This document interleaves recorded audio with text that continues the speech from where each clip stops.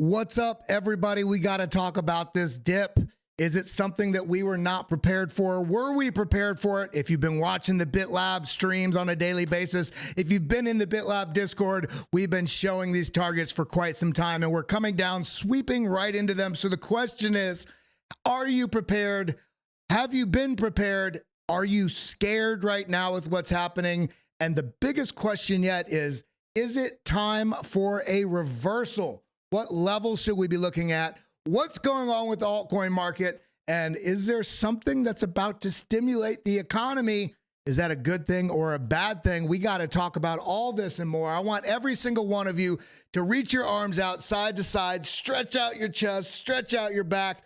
We're about to dive into these charts, and I want you limber because we got to be adaptable in this market. Everybody hit that like button, hit that subscribe button, and throw a 1 in chat if you're ready to dive into this and see what the heck is going on. Let's get this going. Let's do it together.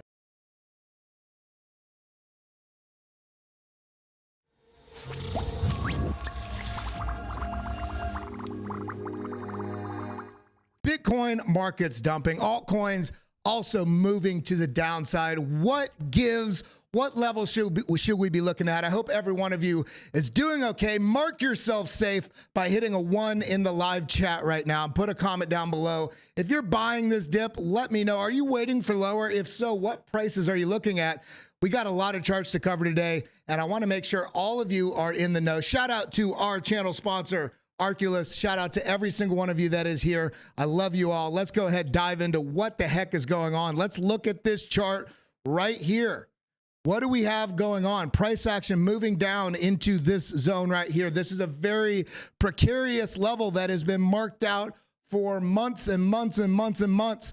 Didn't feel like we were going to get down into this zone, but when we zoom out on this chart, what do we see? We see a rising channel here, a lot of parallel channels essentially. This rising channel on Bitcoin. Let's go ahead and turn off the indicators and talk about this level because we're coming right back into it. And wouldn't you know, I thought Bitcoin was supposed to be different, but wouldn't you know, looking at the S&P 500, look at this, rising channel as well. S&P 500 index coming back and testing this zone as well. So there's a lot of similarities about what's going on with Bitcoin and all this crypto we're holding. We want to do something different, but somehow things are still showing a bit of a strong correlation. So I want every single one of you right now, take a deep breath because it does not mean that this bull market is over.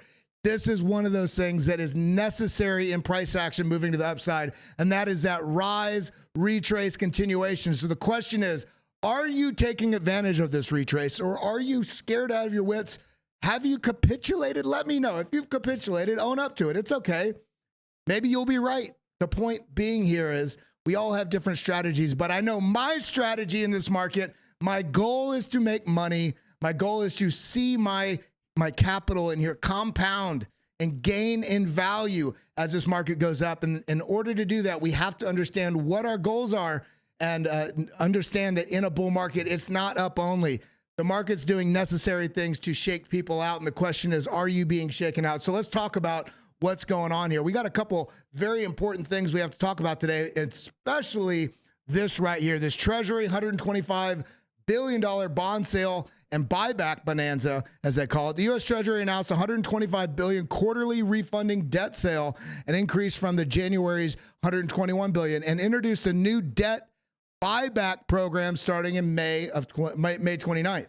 Why is this important? Well, Traveling Trader really broke this down and why this is kind of important to pay attention to. Here he talks about this because we've been seeing a decline in the Japanese yen. Now, we want to talk about Bitcoin. We're going to. We want to talk about altcoins. We're going to. But we cannot ignore the broader picture here geopolitically and geoeconomically, because there's bigger things at play that are driving the risk narrative. So when you see the yen just in a free fall and then them intervening and doing a buyback of their own, it also begs the question, they're one of the largest U.S. Treasury holders. And if we're to see what's going on with Bitcoin and also can acknowledge that it is mimicking a very similar pattern to what we see in the S&P 500, then we must also accept and admit that there is still a tight correlation between the directionality, between the risk narrative in broader markets. And so we need to understand what's pulling the strings, both bullish and bearish, in these markets because there is that correlation. So when we're talking about what's going on with this buyback program, let's talk about it. I've been tracking the concerning decline in the Japanese yen to US dollar, and I was anticipating some sort of intervention in the treasury market. Japan is by far the largest holder and purchaser of US treasuries. Because its currency is flushing down the toilet, it will likely have to sell. This is what's important. Japan, I think, is the world's 5th largest currency. And when their currency is in free fall and we're seeing them trying to stem the bleeding, one of the things that they'll have to do to create liquidity to do that is potentially sell. And remember, they are the largest, one of the largest holders of U.S. treasuries. If they have to sell the U.S. treasuries, that could create a systemic risk across the entire global economy because that could destabilize what's going on in our treasury and bond market. So the government cannot afford to have an illiquid treasury market. If they're trying to sell and there's nobody that's willing to buy, that's when you have things go into free fall. That could cause a massive economic downturn. So they have to figure out what to do. So yields will spike to ungodly levels, which will be one-way ticket to recession town. This is what we're talking about here. And this is important, remember, because yes, I care specifically about Bitcoin, but I cannot ignore it. For instance, I like being alive, right? In order to be alive, you don't just focus on being alive. You focus on your health. You focus on your diet. You focus on movement and activity, what you're doing psychologically in terms of family and friends and life balance. All these things are predicated on having a meaningful life, right? And also some of those, there's basic things like needing to eat daily and needing to drink water. So you can't just say, I want to be alive. You need to look at the broader impact. So if we want our economy to be alive, if we want our Bitcoin to do well, then we need to tune into what's going on this broader picture. So the government cannot afford to have a liquid treasury market, all these things. Okay, the last time the U.S. Treasury did this was early 2000. Well, what happened in 2000? In the early 2000s, we had the dot-com bubble. The dot-com bubble burst. Also, remember, the Fed can keep its hands clean by saying, it's still not on the quantitative, that it's still on the quantitative tightening path while the Treasury tries to clean up the mess. Not concerning at all. This is starting to show those signs that we're looking for. And remember, today at 2 p.m. Eastern time, we get that FOMC determination of whether or not there's going to be a rate cut or not. But we're starting to see the signs that maybe we're getting to the point where things are breaking, and that could cause that seismic shift in what that monetary policy is moving forward. I don't think we're going to get a rate cut today, but if we did, I mean, that would send markets flying. I do believe. But I still think it's very unlikely we're going to get one now or even in the next FOMC meeting. But there's a lot of things that we're starting to see cracks. We just saw First Republic, I can't remember, bank just got seized, right? We're going to start seeing bigger, broader implications about what's going on in the commercial real estate industry as well, where we're seeing about 43% of small businesses can't afford to pay the rent on their businesses. We're seeing buildings in Manhattan, seeing buildings in LA, seeing buildings in San Francisco that are selling for pennies on the dollar. What does that say to you?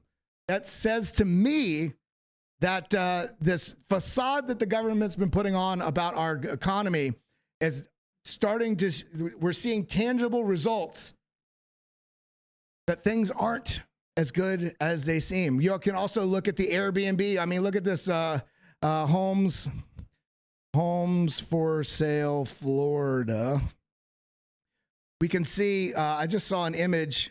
I don't want to see this. It doesn't matter. Can't pull it up. There's just an astounding number of houses going on the market right now. It's not like we're having this buying frenzy like we did when the interest rates were super low, especially during the period of COVID. We're starting to see a shift in the buying and selling power of what the economy truly is signaling by those things rather than these sculpted numbers that the U.S. government is putting out. So we have to pay attention to that when we're considering the price is falling on Bitcoin. Oh my God, it dropped all the way from 74 all the way down into a level that we had marked out here. And remember, I pointed this out last week, even when price was up over here.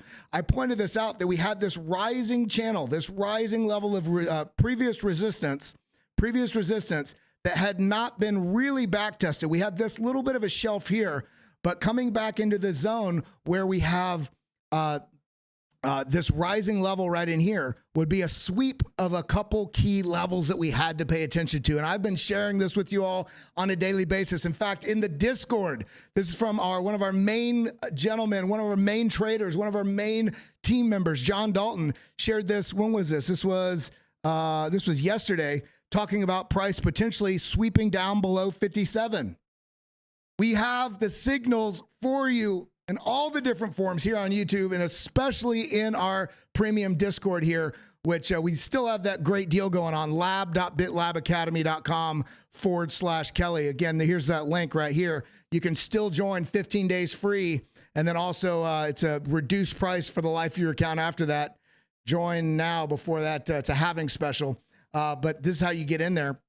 And once you sign up, check your email and your spam folder. There's a two-step process that automatically gets all the premium roles added to your Discord. But completely, I mean, shared this explicitly what he thought his target was here. And this is exactly what has happened. And in fact, we've been talking about this on the YouTube channel here for the better part of a few weeks. And I was talking about the potential need to clear out some of the open interest, clear out some of the longs, clear out some of the hopium so that the market could resolve to the upside. And that for me would be coming down and at minimum testing this 59,005, 59,008 short-term holder cost basis.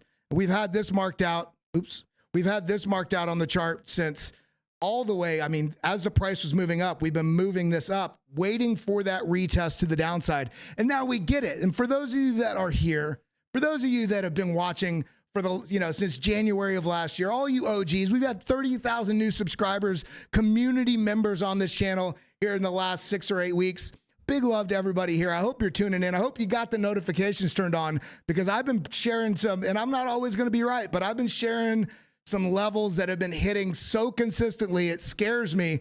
And I always try to hedge myself looking both bullish and bearish because what we're seeing right now is playing out to a T of what we've been marking out. Price action came up in here, came back down, tested this level, came back up in here. Now we've got a bunch of levels which are almost not as relevant now. On the way up they will be, but this has swept below, and I've talked about this a lot. Let's come over to this chart right here. I've talked about this a lot.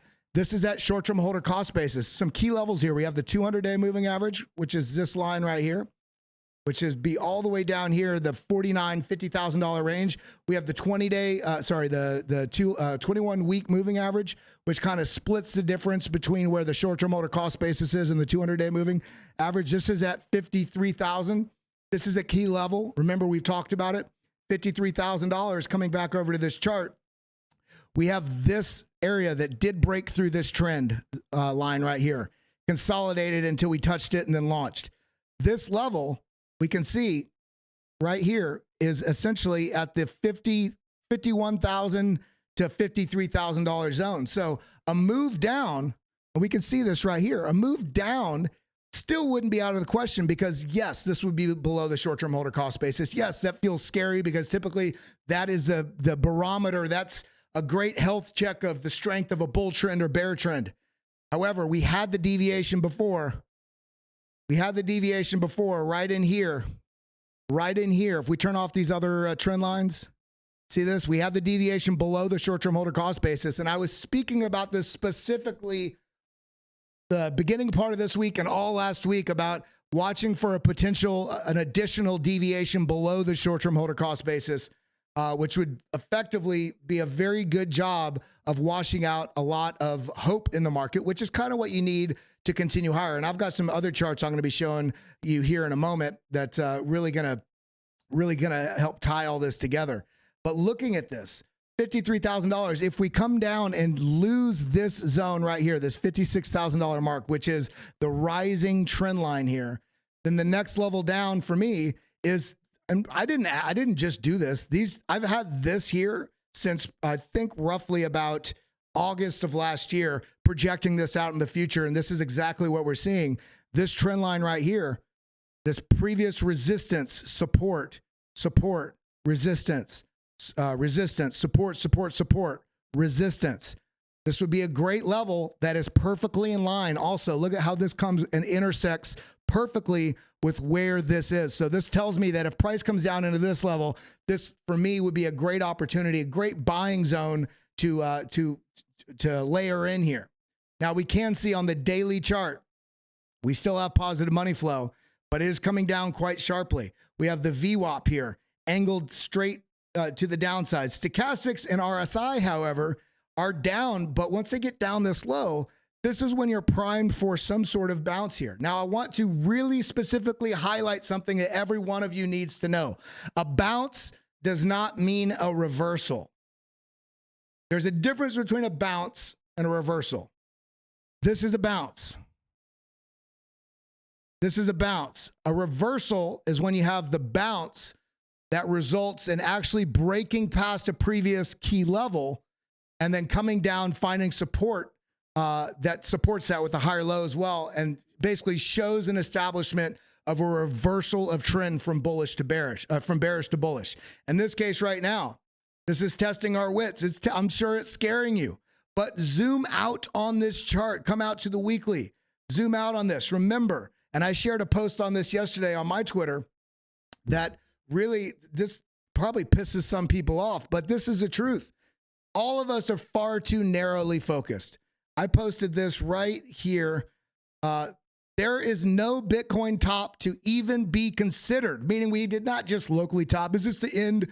Here's the deal. There's no top to even have been considered until we form a new low on the macro. For this would result in us breaking down, not to 30, but breaking below $15,000.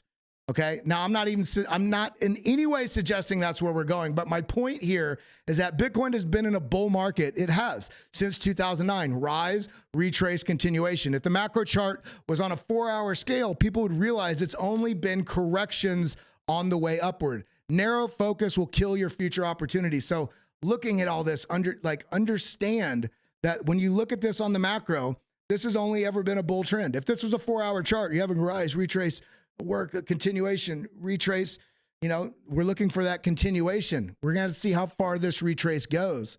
But on the smaller time frames, let's be honest, all of us, every one of us here is focused on the smaller time frames because we're trying to do as much as we can to stack into our future and accumulate as much Bitcoin as possible.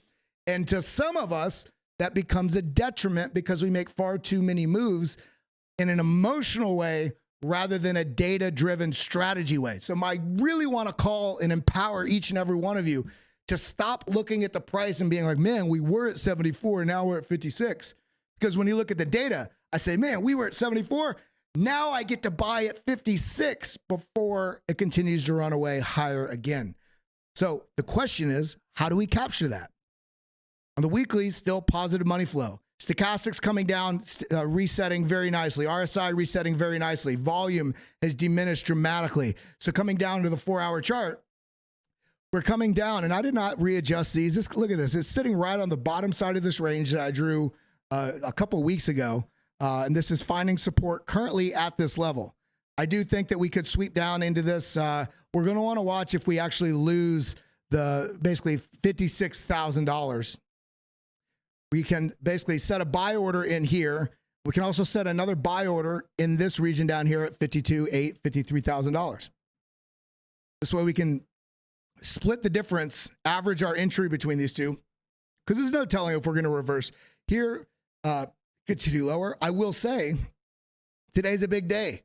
Although the FOMC has nothing to do with Bitcoin, let's be honest.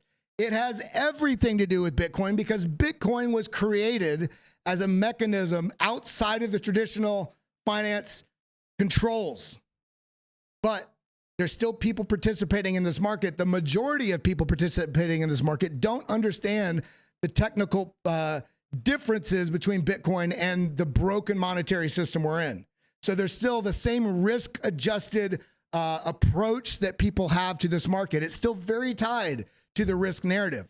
Now we have some of the most bullish situations, setups, foundations, fundamental changes that we've ever seen in Bitcoin that have come in the last 6 months with the launch of the ETFs. And now we're growing acceptance of those ETFs. We're seeing a huge amount of capital flowing in to those, setting records. Now we have the Hong Kong ETF, Bitcoin and Ether. We've also had other ETFs. The US ETFs weren't the first. There's been other ones in smaller markets in Canada and Australia, etc.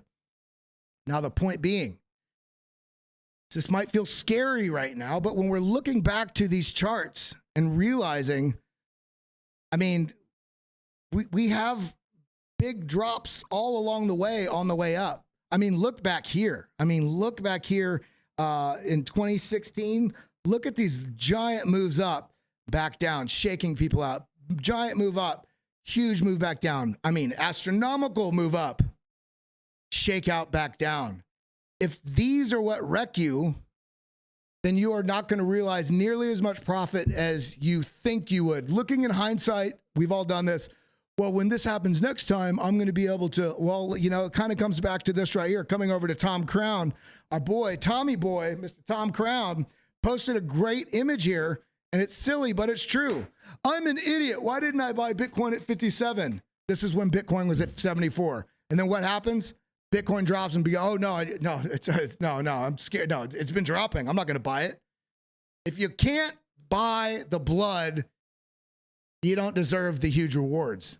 That's what this market is about right now, because where are we at? Because we're still in a beautiful setup, hugely bullish posture.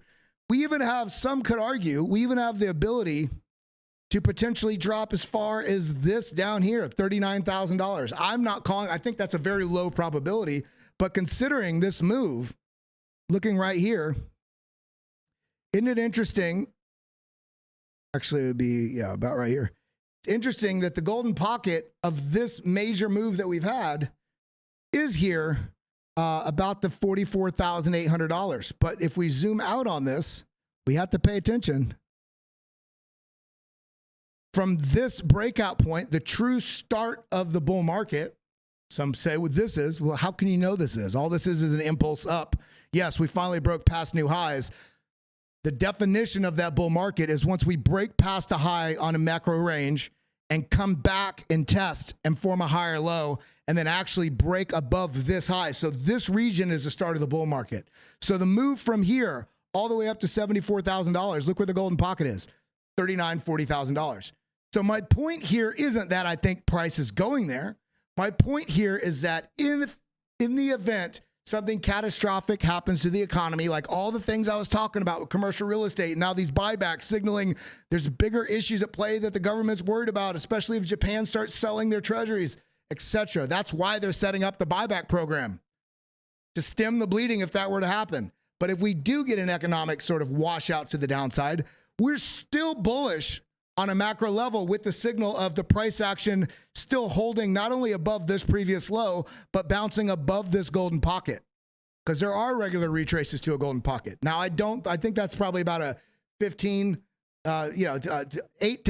12% chance the price comes down here. I'm leaning more in the area of the price coming down into this $52,000 zone, 52.8. And having a little bit more of a washout down, likely to maybe like this $47,000, $48,000 level, which is this previous range top. This would flush out everything. And the reason why I say this is because when we're looking at the charts, this is on velodata.app.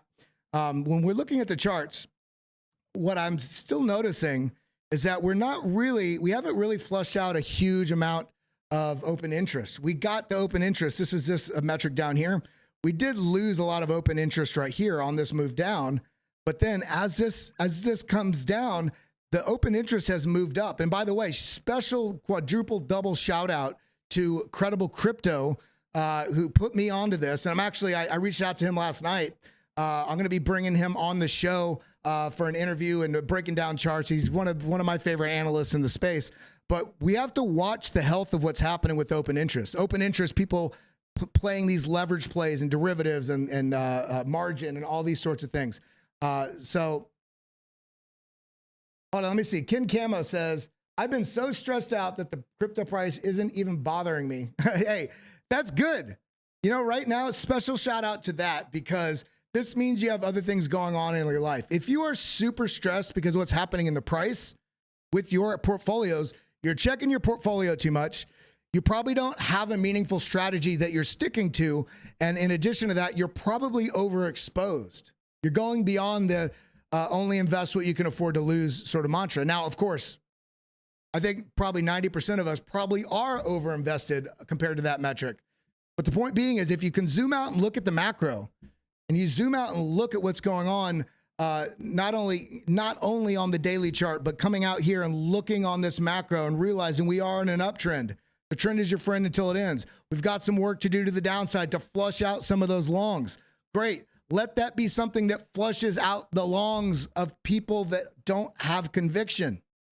Now, if you're trading on the small time frame, there are some great opportunities in here to short. I'm looking for buying opportunities because we're in a bull trend. So as this comes down, we've lost this level. So the next level down we're looking at is down in this zone. We came right down into it. Now, if we do bounce from here, remember a bounce is different than a reversal.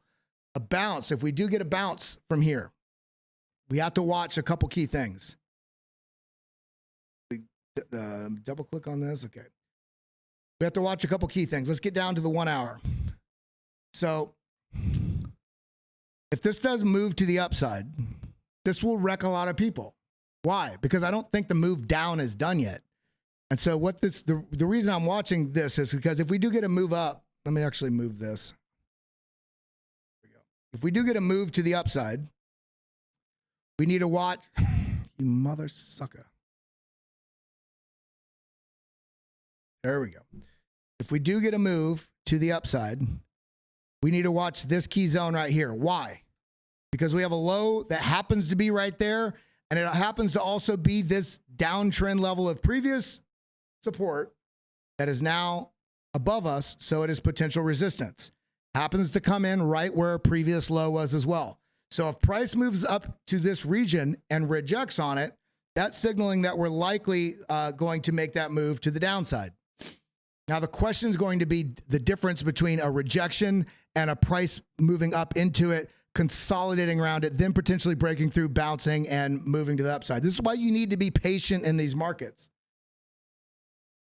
So if this does push up to this zone and reject and come back down, we're watching for a loss of the same level we're at now, this 56.8 sort of zone. 56 really a loss of this 56.1 zone. If we lose that, then I'm looking for the $52,000 to $53,000 range. Now, if this does move up, we want to watch this right here, this open interest. If this does move up, let's go down to the 2 hour. If this, look at this already came up to the zone and did reject. Looking at on this time frame, on this chart. If this does move up, we want to pay attention. The more healthy view we want to see is as this moves up, we don't want to see open interest growing and growing and growing. This means if this is moving up and there's a lot of open interest growing, it's likely going to be a lot of longs basically that have longed in here, leveraged long. And when you get a lot of people leveraging and increasing the open interest on the way up, it's a recipe for another move to the downside. And we can see this actively visible on the chart. If we come over here to the 12-hour chart, double click here. Oops, double click. There we go. Double click there on the chart. There we go. Now you see this? Price action moves up. Open interest moves up. Everybody's trying to catch that move to the upside. And then it sets up a recipe to flush that open interest. Boom. And then this starts moving down. Okay, great. Now the price action is moving up. Now it looked healthy for a second because the open interest is going down. But then what we see, as this is getting up close to this previous all-time high, what we saw is the open interest started spiking up into this zone as well. The market doesn't want everybody to have the best position long trade with 40x and then you can ride it for the next 6 months. The market moves like this to shake your ass off. So the fewest people really make money when they're leverage trading. Now you can make a ton of money leverage trading. 99% of people shouldn't though, because you can lose as easy, actually easier than you can win because most people are trading emotionally on leverage without risk management. In addition to that, most people are trading on leverage with their portfolio rather than using leverage as a mechanism it's supposed to be. If you have $1,000 or say $1 million or $10,000, and you don't want to risk it all in the market on a trade, then you can take 10% of that position and do a 10x leverage trade, and then you have the same exposure in the market while only risking 10% of your portfolio. That's the true mechanism, and people, institutions use it to hedge. Well, they have spot positions long, and they'll have short positions leveraged short, so they have a hedge regardless of the direction of the market. So we need to pay attention to what's going on here, because if we do get a bounce, we have some key levels we need to watch. If we do get a bounce that results in a reversal, remember, we don't really have a reversal even in the question until we break 64,754. Why? Because we have this low right here. We have this high right here. We need the price action to not only take out this low, it needs to come up and take out the prior range lows here, the actual range lows here, and actually not only break through this downtrend resistance right here, but also this range high. A reversal will be this coming up and breaking through this. I do think if we clear this, the next stop is going to be up here in that $73,000 to $74,000 region, and we're going to have to reevaluate what the strength of the market is at that level. So as the market is dipping right now, a lot of people are losing their minds. They feel like it's over. No, just things don't usually move as fast as you want them to. We see the market ripping, so we get in, and then the market goes sideways, and we're like, what the hell? How come when I get in, it goes sideways? Well, because you weren't prepared before the move. You bought into the hype. And then when there's a lot of people buying into the hype, then the market says, okay, now let's shake all these suckers out because they don't have a strategy. This is why you focus on the data. Let me say that again. A lot of people, you buy and also you see the market ripping. You see the market ripping, and so, okay, I'm going to get in. And then as soon as you get in, the market either reverses back down or then it trades sideways and it's boring. And it's like, how come when I get in, it starts going sideways or it reverses and goes below where my entry was? Because you're buying the hype. And then once the market sees there's a lot of hype cycle buyers, it shakes about because they know they can trigger your emotionality. And typically, if the market was ripping, the people that are buying from people that are taking profits into the strength of that trend. So this is why I really recommend looking to the data, looking for levels, watching the data build into those levels when the price gets towards those zones, so you can front run those big moves. This is why you also need risk management. We're keeping you in the know here on BitLab Academy, making sure you know how to read these charts, making sure that you can stay ahead of the trend and not be a hype cycle buyer. And sometimes when you do buy into the hype, great, it's just time to be a little bit patient. That's all I got to say on that right now. So looking back to where we're at in this moment, we see the price action coming down. It's scary. But we have the levels below us we need to watch. We've lost the short-term holder cost basis. If today we close back above it, great, this was a wash. This was just a bear trap. But if we don't close the daily candle back above it, I do think that we do have some work sideways in here, and at minimum, some sort of washout down here to this $52,800 level. Now, when we look at Ethereum beautifully found support on this level that we've been mapping out. Lost it, came up, rejected on it, came up again, rejected on it, slowly worked its way up, rejected on it. Now we have a higher low. There was some hope here. Also a W pattern, came up, rejected on it with an M formation, double top formation at a key level, suggesting, boom, we're coming down. Now we got 1, 2, 3, 4, 5. We may, some people want this to be the bottom, but we're also testing the low sides of this zone right now. And this is an area, this $2,900 level, we were talking about up in this zone back here. People thought I was crazy for if this were to come down. Well, here we are. And this is that next level I've been sharing for a few weeks as well. Ethereum, $2,700. Does it make you mad? Doesn't it make you mad at $4,000 if you didn't have enough? This should make you excited. This does not mean the market's over. This means, hey, we're taking a midterm macro retrace, giving those that are looking at the data an opportunity to buy at better prices. Market is dumping. Some people are super frustrated, but those that are looking at the data are seeing the opportunity to stack into their positions. Ethereum was at $4,000. Feel like you didn't have enough. Now Ethereum is now flirting with the idea of going below 2,800 down to 2,600, maybe even lower. if you were frustrated you didn't have enough at 4,000, then shouldn't you be excited at the opportunity to stack into a position at a lower price? Use dips in bull markets to strengthen your positions. And if you can't do that because you have no dry powder, sit on your hands, be patient, go spend time with your family, go pet a dog. Let the market and the time in the market do the work. That is the number one thing people mess up on here. Let the time in the market do the work for you. Be patient. It's going to get better. I mean, look at the macro on all this. Really? So are we going to get that opportunity to 2,700? Previous range high back over here in January of this year. We're on the 1 hour chart, so it looks like it's much further back, but it's January of this year. Boom. And what does that represent if we look at the Fibonacci, option F to the top? Look at where we're at right now. I didn't even notice that. Testing on a big move. We have a regular test to the downside into the golden pocket, which we can see is right here.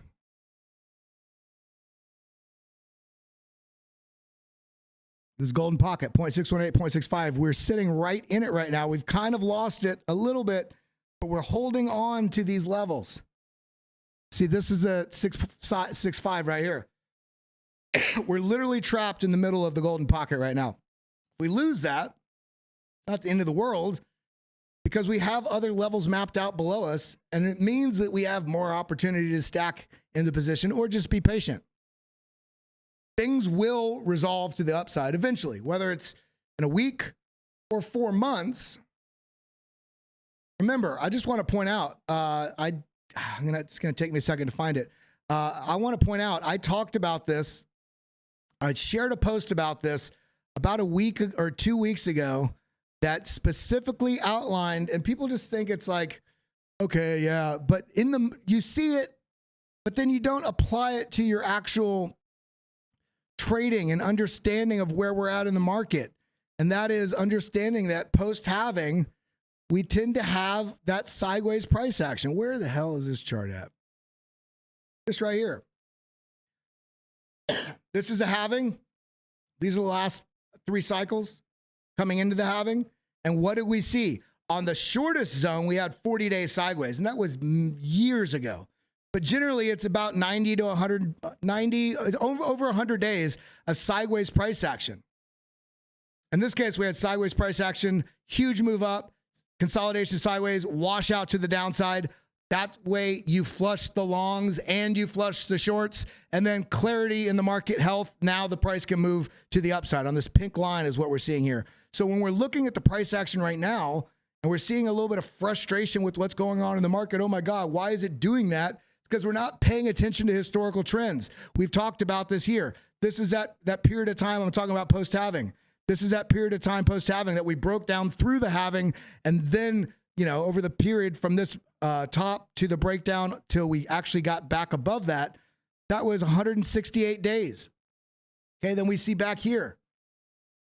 We had 72 days from the halving till we had an impulse up, that consolidation and the washout down. So this cleared the shorts, this consolidated, chopped people out just throughout this, and then this clears the longs, and then the market can move to the upside. This is 160 days of this going sideways. So we're looking at where we're at right now, and looking at the fact that we've only had, one move down 21%, 2 down about 20, 21%. That's 2. Then we have 3 down about 20%, almost 21%. Then we have 1, 2, 3. And now we got 4 right here, about 21%. And then we look at where we're at right now, and we are at, this would be 28% if we washed out down to that $53,000. But we're currently at about 23%. So we're still within the scope, the standard deviations. We're still within what we've seen all the way along here. Now, what I think a lot of bigger players, market analysts, and the market health in general needs to consider is, because we've only had 20% downtrends all the way through this, which is breaking from the norm of every cycle in history where we've had 40 to 60% drops regularly throughout the bull trend. Everybody thinks this time is different. Well, when everybody thinks this time is different is when the market goes, no, it's not different. We were waiting for you all to believe that so we could wreck you. Now, we do see the price action. Let's get back to this cleaner chart. We do see this dipping coming from this zone right here. Let's go to the top, and we're coming down to where we're at right now. We are right at about 22, 23%. If the market were to drop down into this zone, that would be nearly a 30% correction, a little bit under that. I mean, regionally in this box, see 30%, 28%. So if we do flush down into this, this would satisfy also challenging that this time is different, but this still would be in line with that because having only 20% drops all the way to a maximum 30% drop, this would be phenomenal. I mean, the last cycle alone, I mean, this was a 50% drop before the COVID crisis. Looking right here, that's 54% drop. Large impulse, 3,100 all the way up to nearly 14,000. Huge impulse drop. Everybody thought it was over. Starts moving up. Then we get another drop right here that was just, let me move this. Another drop right here that was, I mean, look at that. That's a 65% drop in itself just from the COVID crisis. But if we take it from this top, it ends up being, I think, 72%. Yeah, 71, 72%. Now, when we look back here, let's go ahead and take a look. We just need to remind ourselves. You got to look backwards so you don't get so trapped in fear of what's happening in the current time frame. If you're scared now, then you would have been destroyed in previous bull market cycles because look at this. Move from down here all the way up here. That's 130% move. Great. And then you get a 34% drop. Then you get another, let's see, 34% drop. And then from here, then you got a 41% drop. Then you got a 40% drop all on the way up. And we're over here worried when we're having the most luxurious, let me say this again. People are worried with this 23% drop, 20-ish% drops in the bull market and Bitcoin right now. This is the most luxurious bull market we've ever had. Having the opportunity to buy back in at 20% and have the market continue higher, not having the soul-crushing 35, 45, 65, or 72% drops like we saw even in the last cycle pre-halving and into that crushing ride up with the 40% moves up and the 35% moves down. This market is the most luxurious market we've ever had for Bitcoin, and people are feeling soul crushed by 20% oscillations. These oscillations, this volatility gives you opportunity along the way to either take a break from the charts because you don't have dry powder or figure out a way to stack in some more dry powder and average in on these dips so you can take advantage of the best asset in the history of the world. This is nothing to be frustrated about right now. Until we break below $35,000, there's nothing at all to be worried about. And we need to realize that. We need to realize that the market is doing the Lord's work right now, really, if you think about it. We've got this sort of falling wedge. We've broke below it. I'm really watching this 52,800 sort of range. That's the level that I'm really looking at. And again, on Ethereum, it gave us this perfect rising channel. We've broken back into it. Rejection here, signaling the further breakdown. So we had to move down, up, down, up. Are we getting the final leg down here into this $2,700 to $2,600 level? That would be a great opportunity. Ethereum, Bitcoin, actually looking like it's bouncing at the moment, but are we trying to get that potential reversal? Let's see. We also saw Adam had a bit of a shakeout yesterday where it felt like everything was dropping, and Adam got this large impulse move to the upside, Cosmos. So 12% move to the upside. We got a little bit of a bull flag here, but it actually this kind of looks like a somewhat of a bearish structure. So watch if we lose this level right here, 818. If we lose that level, I expect we're coming down here and likely moving further down. HBAR had that huge, awesome news that turned out just to be not the news that everybody expected, but this did push up. It washed out back down, and look where it came back down to. It's almost as if previous price action gives you an idea of where to look. Price action moves up, comes down to the golden pocket, loses that, comes to the 786, bounces, gets rejected at the golden pocket, comes down the next leg down to this previous top. If we lose this level, I do think this will likely be testing further down, but the market as a whole is shaping up to be, I think, one of the biggest bull markets we've ever had. So when we're seeing things shake about right now, I am not actively trading into positions and out of positions right now. I am looking for opportunities to stack in positions when they are dropping, because there's no telling what's going to be happening, how long this is going to be. And I'm very focused on everything happening with BitLab, so I haven't had a lot of time the last 4 weeks to be actively trading. I'm taking position buys where I can.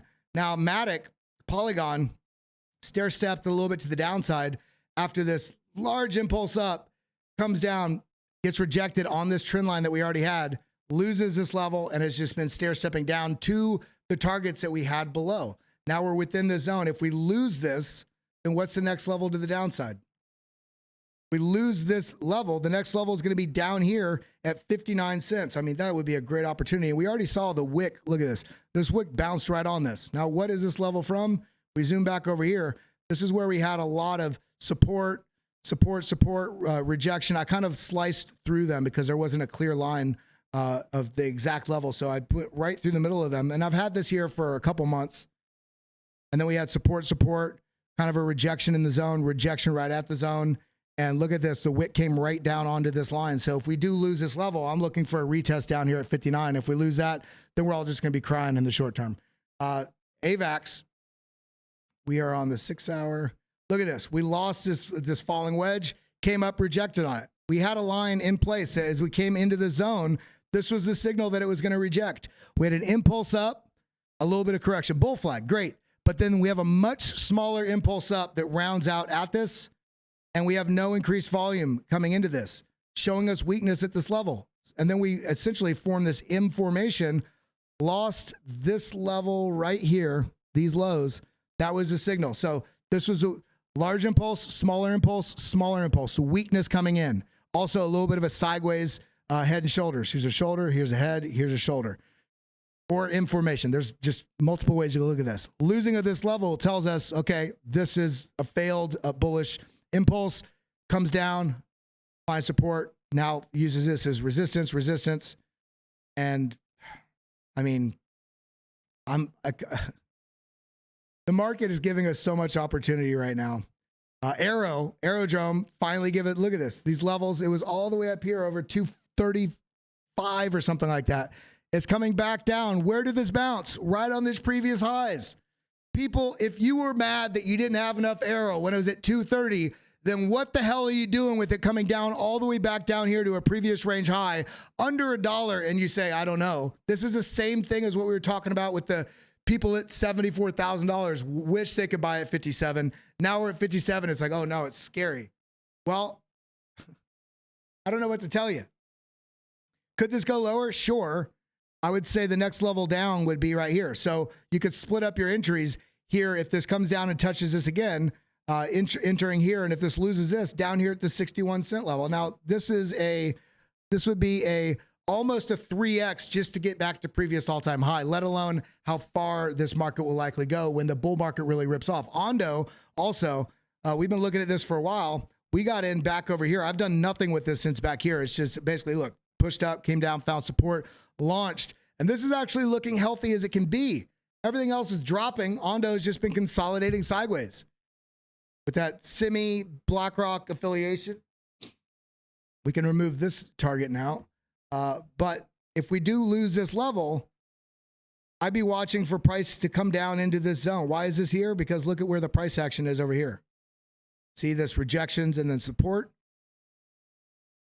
So we could drag this out like this, move this over, boom, drag this, oops, like this. So if ONDO does break down, I'd be really looking at buying in at 50 cents and then also down here at the 45s. But this is very likely also to just maybe have a wick down and stay supported, because the real world asset narrative is a very strong one right now with the BitL and with BlackRock and with so much of the traditional asset space in the mines and Wall Street. a very tangible thing for them to understand in the crypto market is real world asset tokenization. So understand that. There's going to be a lot of natural capital flow there. And it's essentially a proven market because these assets are real world, but just now giving them tokenized so they can be 24-hour and basically proofed on a blockchain. It's a natural transition. I do think it's going to be a major one. So let's pay attention to what's going on here with ONDO. I think this has an explosive future ahead of it. Cardano just been making moves to the downside. We're holding in this zone right now. Holding in the zone. If we lose, I mean, we're down here at 43 cents. You guys remember up here, I was talking about price action potentially coming down to 47. When you hold it, you're like, I don't want that. Don't think of it that way. Think of it, oh man, if you're holding it here and you're frustrated that it may go down, that means your time horizon's broken. If you're holding it here and it comes down and we know a bull market's coming that's going to be explosive, you're like, oh my God, I bought in down here, I added some more up here, and then the market drops. Well, then now you can add and lower your average, basically help strengthen your average entry, or even just strengthen your position, even if this is above your entry. Maybe you bought down here, but the fact the price went all the way up here and came back down to this zone, great opportunity. Everybody, the market is doing everything it can to shake you out.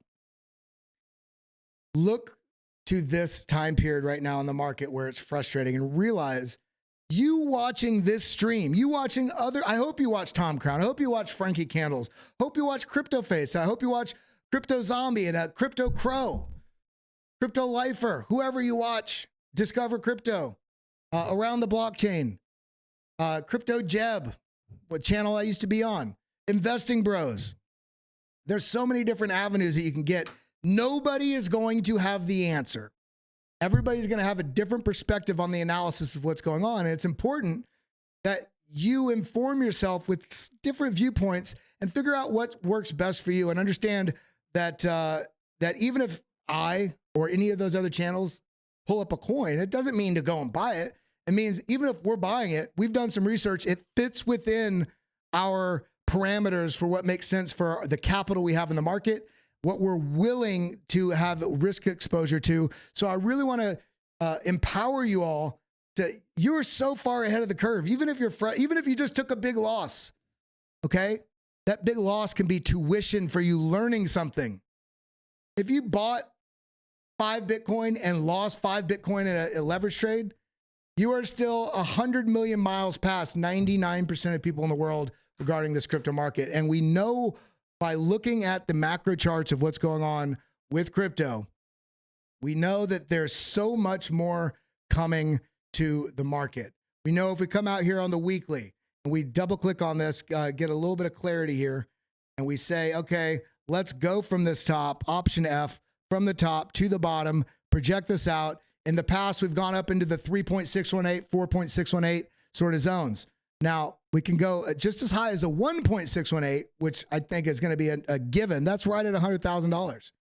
If we get all the way up into the 3.618 zone, that's $200,000. If we get up into the 4.618 or beyond, this would be having a super cycle and just all systems go.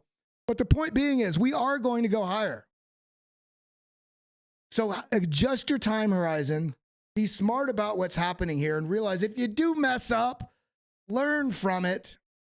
It'll make you a better investor. It'll make you a better trader. And don't be silent about it. Share the things you learn within the community. Share the things, here, I lost $70,000 in 2 trades several years ago. And I wanted to jump through a window. I felt like such an idiot. I felt like less of a man. I felt like how come every time everybody's making money? How come and then I realized I was a jackass. I was leverage trading nearly my entire portfolio at that time. This is several years ago.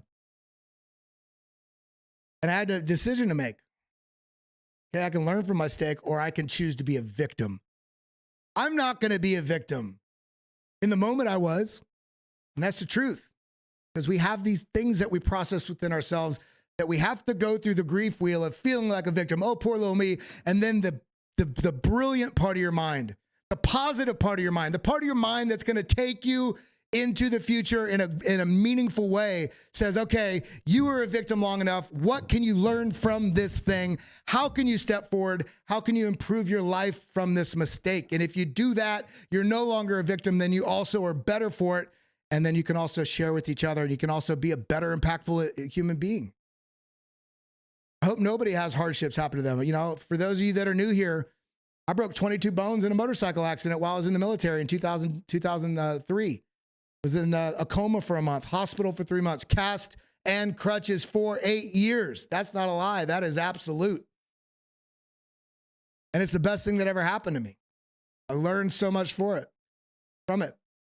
I had another accident when I lived in Thailand back in 2015. Ended up in the hospital in Bangkok for a month, and then a wheelchair for 6 months after that. And I got to a point where I was sitting in a wheelchair in my mother's yard in Houston, and I was like, oh, poor little me, oh my God. Oh, life's rough. And that's what we all go through. We can't always just be Mr. Positivity. You have to go through the wheel of grief. You got to get depressed a little bit. Sometimes but you got to address it. You don't accept that. I remember in that moment, I said, wait a minute. I'm telling myself it makes sense. I feel like this because I'm in a wheelchair. And then I realized I also know that I was going to be getting out of that wheelchair. And there's people that don't even have legs. There's people that have died. There's no excuse because you're in a wheelchair. And I'm talking about myself in that moment. Because I'm in a wheelchair, I'm giving myself permission to be depressed. What the hell? Where the hell is your focus, Kelly? What are your goals? Okay, you're in a wheelchair. What's your goals? And the next day, every day I got out on the driveway and I'd walk. I do my little exercises, walking up the driveway, just pulling myself up the driveway in my wheelchair. Then I'd lean up against a pole and I do little leg pushes. And I set myself small goals. This ties directly to crypto. I'm talking about wheelchairs. I'm talking about my healing. But my point is, I felt depressed. I gave myself permission to feel depressed because of this thing that was, who cares what the outside impact stimulation is on your life?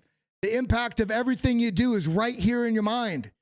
You can choose to set small goals and go after them on a daily basis, therefore making you feel proud of the actions and how you're spending your time, therefore them matriculating you into having a sense of happiness and growth, and you'll also be moving towards your goals. So if it's crypto, if you take a loss, okay, what are the steps you can do to prevent that in the future? What can you learn? What can you share with others so they don't do it?